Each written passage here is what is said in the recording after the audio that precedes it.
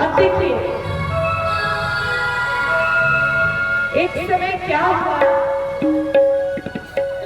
कि वही प्रतापधारी जब रावण बना और जो उसका भाई अरिमर्दन था वो बना, कहते हैं कि कुंभकर्ण, और जो उसका मंत्री था धर्मरुचि वो बना विभीषण।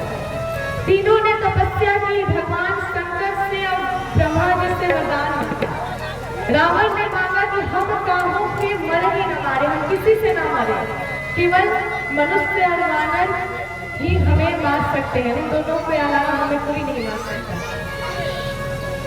वैसे ही कुंभकर्ण ने 6 महीने सोने का वरदान मांगा। ब्रह्मा जी ने देखा कि अरे बाप रे बाप, ये तो पूरी जिंदगी जगते रहेगा तो ये तो लोगों को खा जाएगा, लोग इससे सुरक्षित नहीं है। इसलिए उसके जिह्वा पे सरस्वती मैया को प्रकट किया और उसने ब्रह्मा जी से वरदान मांगा कि आप हमें सोने का वरदान दीजिए।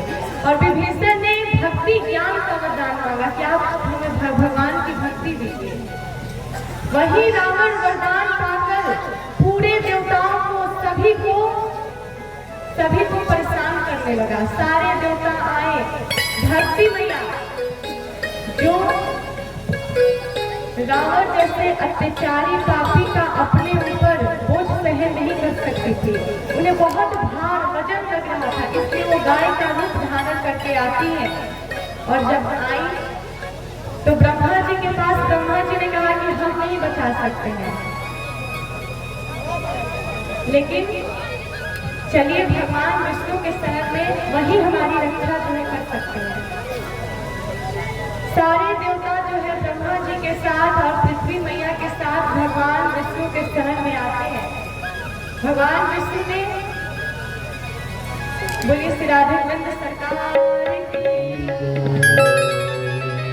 जय जय श्री राधे श्याम। तो भगवान विष्णु ने आकाशवाणी की कि हम जो है अवतार लेंगे इस धरती पर, लेकिन अकेले नहीं, आप लोग जो है हमारी सहायता करेंगे तब।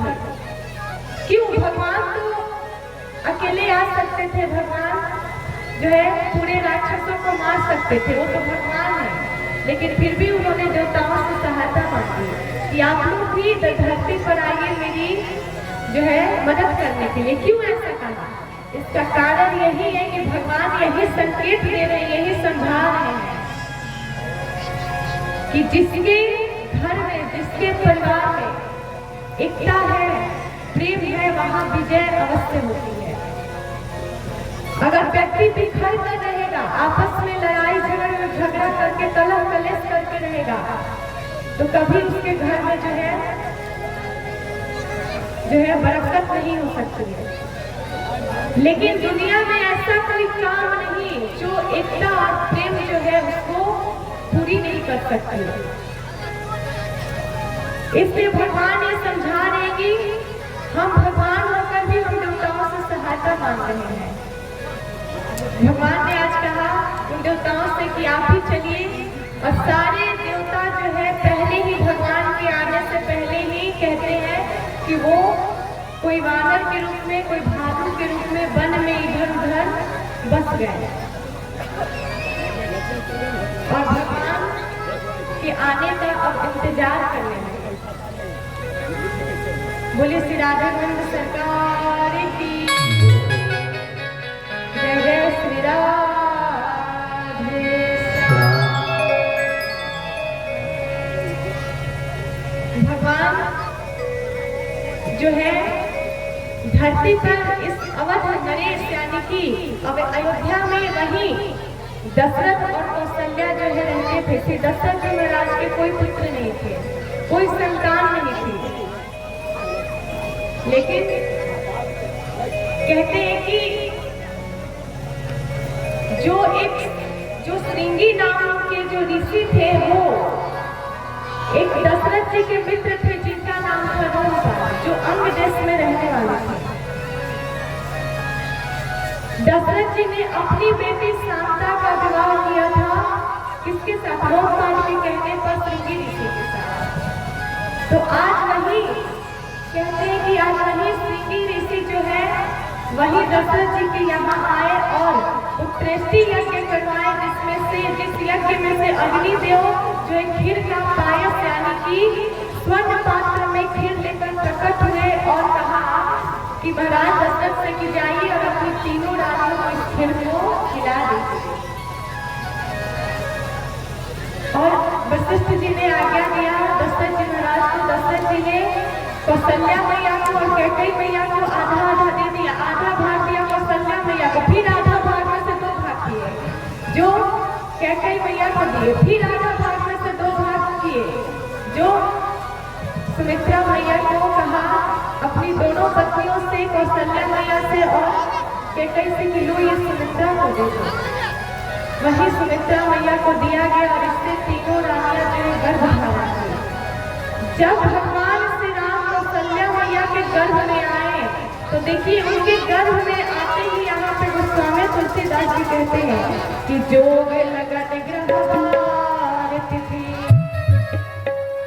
सकल भय अनुकूल कि चरे अनु अचरा हस जुतरा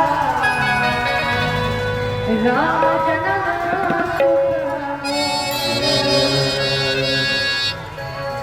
कहा कि भगवान श्री राम के गर्भ में आने पर ही महाराज सब कुछ नदियां जो कि जहाँ जल की धारा बहाती थी वहाँ पे अमृत की धारा बहने लगी। नदियों में पहाड़ों पे सुंदर सुंदर मरिया, सोने की मरी जो है उड़ गई।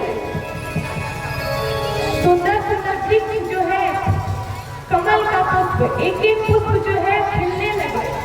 चर अचर जितने प्राणी है सब में चेतना आ गई। जितने निर्जीव प्राणी थे उनके अंदर मतलब कहते हैं कि इनके अंदर भी चेतना आ गई, वो सजीव बन गया। भगवान की आने में ऐसी जादू हुई कि भगवान अभी गर्भ में आए तभी इतना कुछ अनुकूल हो गया। जो प्रतिकूल था वो भी अनुकूल हो गया महाराज। और फिर कहते हैं कि जब भगवान प्रकट हुए, भगवान जब मैया के गर्भ में आए तो जब गर्भ से वो बाहर निकले तो चतुर्भुज रूप में थे, अपने वास्तविक स्वरूप में थे। मैया ने कहा कि प्रभु, लेकिन जब वो गर्भ से बाहर निकलते हैं अपने चतुर्भुज रूप में तो यहाँ पे तुलसीदास जी कहते थे कि वो कौन सा समय था, वो कौन सी तिथि थी कि नौमी तिथि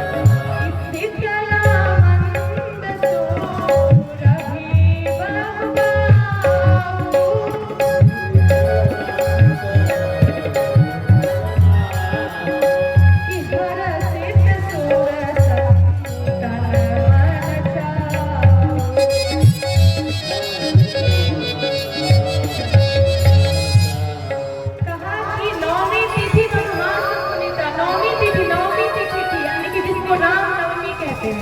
नौमी तिथि और मधु कहते हैं चैत का महीना, मधुमास पुनीता। और शुक्ल पक्ष अभिजित हरिप्रीता, शुक्ल पक्ष अभिजित मुहूर्त, दोपहर का समय अभिजित हरिप्रीता।